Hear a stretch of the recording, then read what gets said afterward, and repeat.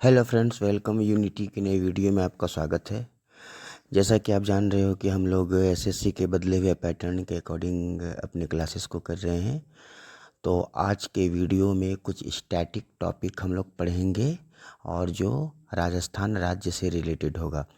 आप जानते हो कि राजस्थान वीरों की भूमि है, गौरवशाली इतिहास है राजस्थान का।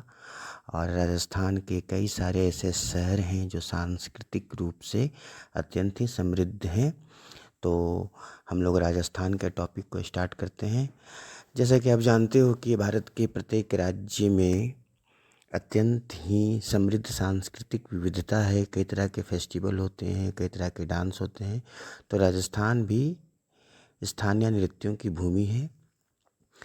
राजस्थान का प्रमुख लोक नृत्य गैर कहा जाता है। इसमें केवल पुरुषों का नृत्य होता है और इसमें ढोल और बंकिया नाम के वाद्य यंत्र का प्रयोग किया जाता है। यह नृत्य होली के अगले दिन से 15 दिनों तक चलता है। एक अन्य प्रमुख नृत्य का नाम है गिंडोड डांस, जो कि केवल पुरुषों के द्वारा होता है और ये होली के प्रारंभ के 15 दिन पहले होता है और होली में समाप्त होता है। इसमें चंग नाम का वाद्य यंत्र बजाया जाता है।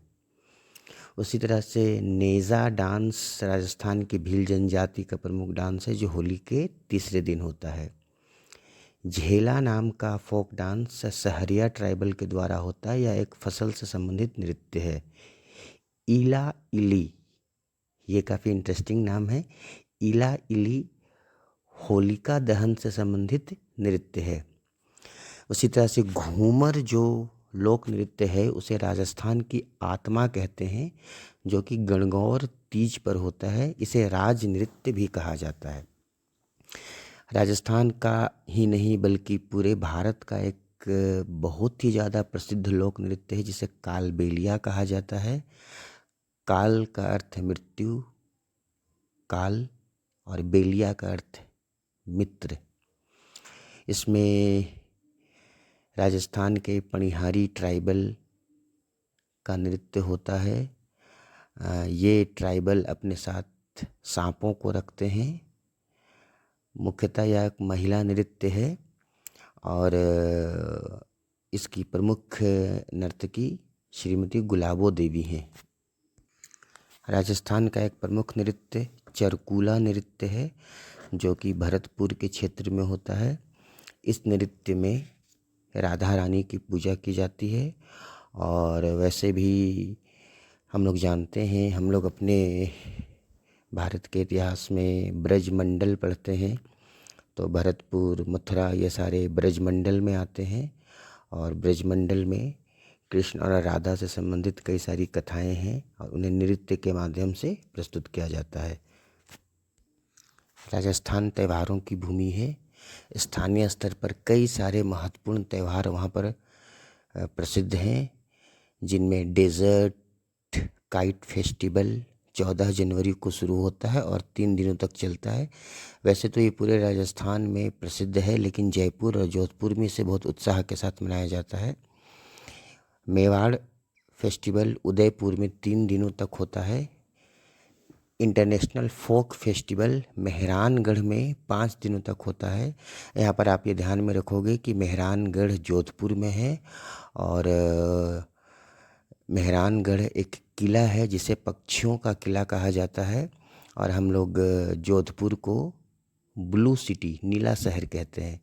उसी तरह से विंटर फेस्टिवल 3 दिनों तक आयोजित होता है। यह उत्सव आबू पर्वत में होता है, जो कि अरावली का एक भाग है। समर फेस्टिवल भी 3 दिनों तक होता है, जो कि आबू पर्वत में ही होता है।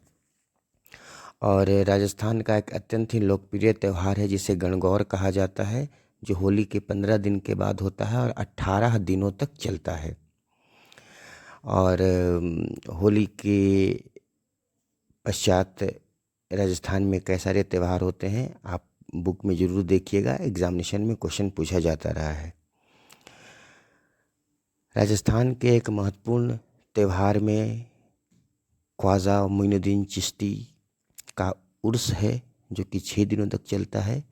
ख्वाजा मोइनुद्दीन चिश्ती को गरीब नवाज कहते हैं, जिनकी दरगाह अजमेर में है, और वे मोहम्मद गोरी के साथ भारत आए थे। और उर्स फेस्टिवल में न केवल राजस्थान से बल्कि देश विदेश से लाखों की संख्या में लोग गरीब नवाज के दर्शन करने के लिए जाते हैं। राजस्थान का एक अन्य महत्वपूर्ण फेस्टिवल पुष्कर मेला है, जो कि 8 दिनों तक चलता है। यहाँ पर आप एक चीज़ ज़रूर ध्यान में रखना है कि एक पुष्कर फेस्टिवल होता है जो कि जम्मू कश्मीर में होता है, और यहाँ पर ये पुष्कर मेला है जो कि 8 दिनों तक राजस्थान के अजमेर में होता है। और आप जानते होंगे कि अजमेर में पुष्कर झील है, जहाँ पर भगवान ब्रह्मा जी का मंदिर है। राजस्थान अपने विविधता के लिए प्रसिद्ध है। वहाँ पर कई सारे नेशनल पार्क और वाइल्ड लाइफ सेंचुरी हैं। वहाँ पर केवलादेव पक्षी अभयारण्य, सारिस्का अभयारण्य,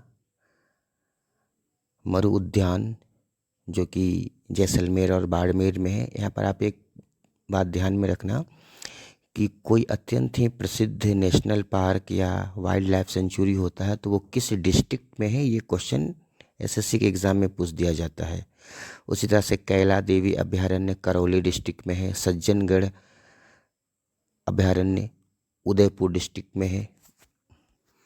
राजस्थान में Mukundra hill tiger reserve, Ramgarh Vishdhari tiger reserve, Ranthambore tiger reserve और सारिस्का टाइगर रिजर्व है।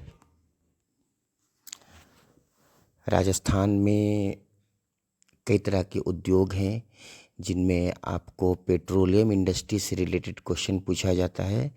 राजस्थान में केर्ण ऊर्जा वेदांता का ऑयल एक्सप्लोरेशन ब्लॉक है।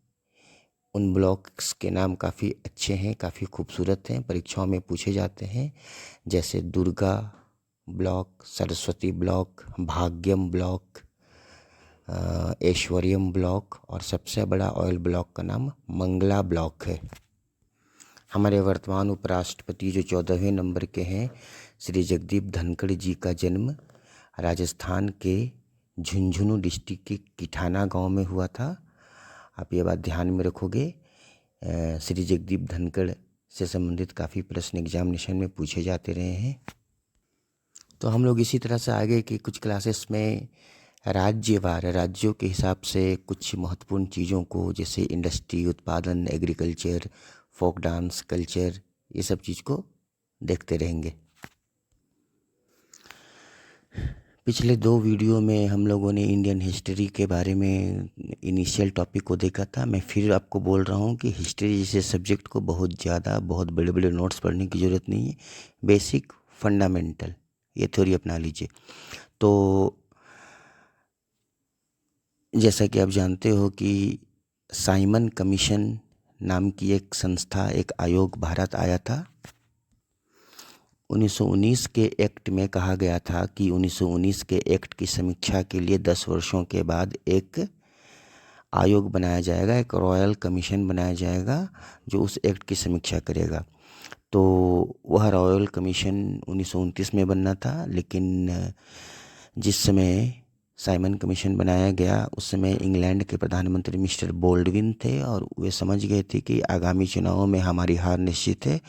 तो उन्होंने 1927 में ही एक आयोग बना दिया, जिसमें 6 सदस्य थे, और सर जॉन साइमन जो कि लेबर पार्टी के थे, इसके चेयरमैन थे। इसमें सभी लोग अंग्रेज़ थे। इसे वाइट मैन कमीशन कहा जाता है। 1928 ईस्वी में साइमन कमीशन भारत आया, लेकिन भारतीयों ने लगभग हर जगह इसका विरोध किया, क्योंकि साइमन कमीशन 1919 के एक्ट की समीक्षा करने आया था और उस एक्ट में बदलाव करना था। बट उस कमीशन में ही कोई भारतीय नहीं है, तो भारतीयों को ये बिल्कुल स्वीकार्य नहीं था। इसी कारण हर जगह साइमन कमीशन का विरोध किया गया। और वैसे तो उस कमीशन में इंग्लैंड के संसद के सदस्य हो सकते थे, लेकिन उस समय लॉर्ड सिन्हा और लॉर्ड सकलाटवाला इंग्लैंड के संसद में भारतीय मूल के सदस्य थे, भारतीय सदस्य थे, लेकिन उन्हें भी शामिल नहीं किया गया। लाहौर में साइमन कमीशन का विरोध करते हुए लाला लाजपत राय को बुरी तरह से पीटा गया था, जिस कारण उनकी मृत्यु हो गई थी। साइमन कमीशन के बहिष्कार के पश्चात भारत मंत्री, जिसे हम secretary of state for India कहते हैं, वे लॉर्ड बर्कनहेड थे। वे काफ़ी प्रतिक्रियावादी थे। उन्होंने भारतीयों को चुनौती दिया कि यदि आप अपना संविधान बना सकते हो तो बना लो और हम उसे लागू करेंगे। तो उसकी चुनौती को स्वीकार करते हुए 29 राजनीतिक दलों का सम्मेलन हुआ और जिसमें नेहरू कमेटी बनाई गई, जिसके चेयरमैन मोतीलाल नेहरू थे। आप यहाँ पर ध्यान में रखना कि मोतीलाल नेहरू कमेटी के द्वारा बनाई गई जो रिपोर्ट है वो भारतीयों के द्वारा बनाया गया पहला संविधान है।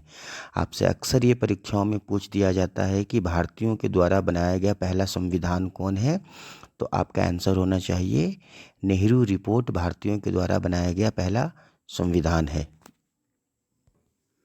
लेकिन नेहरू रिपोर्ट में कुछ ऐसी बातें थी जिसको लेकर के कांग्रेस का यंग जनरेशन बहुत ही ज़्यादा असंतुष्ट था।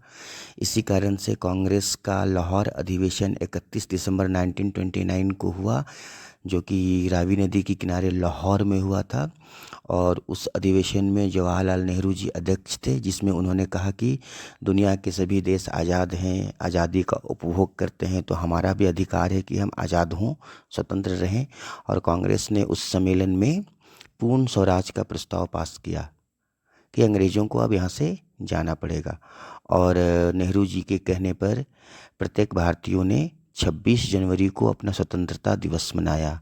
तो आपसे परीक्षा में पूछा जाएगा कि लाहौर सम्मेलन के निर्णय के अनुसार भारत में पहला स्वतंत्रता दिवस कब मनाया गया, तो भारतीयों ने 26 जनवरी 1930 ईस्वी को अपना पहला स्वतंत्रता दिवस मनाया। ब्रिटिश पीरियड में हम लोग, हमारे पूर्वज 1930 से लेकर के 1947 ईस्वी तक 26 जनवरी को ही अपना स्वतंत्रता दिवस मनाया करते थे। तो आज के वीडियो में हम लोग यहीं पर स्टॉप करते हैं, रुकते हैं। पढ़ते रहिए, मैक्सिमम ऑब्जेक्टिव क्वेश्चन बनाइए, कोशिश करिए कि जो क्वेश्चन आपसे नहीं बन रहा उसको राइटिंग कर लें। और जहाँ तक किसी यूनिटी चैनल की बात है तो इसको आगे चलाया जाता रहेगा। इसका टारगेट व्यू बढ़ाना नहीं है, लाइक इसका टारगेट नहीं है। आप देखते हो नहीं देखते हो आपकी मर्जी, सब्सक्राइब करते हो नहीं करते हो आपकी मर्जी। इस चैनल का केवल एकमात्र टारगेट है कि जिस तरह से पैटर्न बदल रहे हैं एग्जामिनेशन के, उस तरह से जो छात्र छात्राएं जिन्हें अच्छे से जानकारी नहीं है वो कम से कम उनमें अवेयरनेस आ जाए। तो पढ़ते रहिए। Good luck for upcoming examination.